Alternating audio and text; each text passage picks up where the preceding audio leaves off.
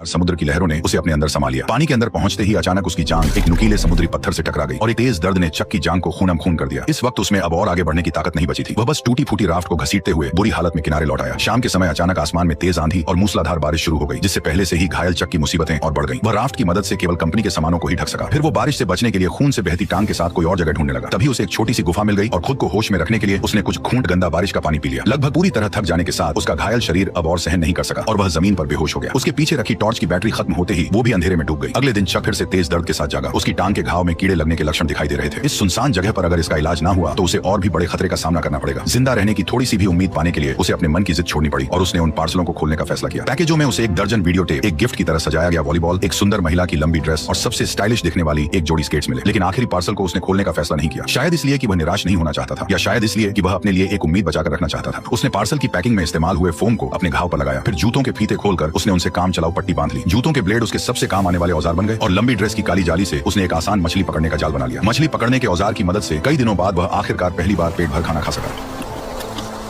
कच्चा खाना निगलना मुश्किल ना हो, इसके लिए चक ने लकड़ी रगड़कर आग जलाने का फैसला किया। लेकिन भले ही उसने सुबह से लेकर शाम तक और फिर शाम से लेकर अगली सुबह तक लगातार कोशिश की, पर फिर भी उसके मन में जो छोटी सी चिंगारी थी वह उसकी उम्मीद के मुताबिक आग नहीं बन सकी। जब उसके दोनों हाथ रगड़ते रगड़ते छिल गए तब उनसे ताजा खून बहने लगा, जिससे चक का गुस्सा फुट पड़ा।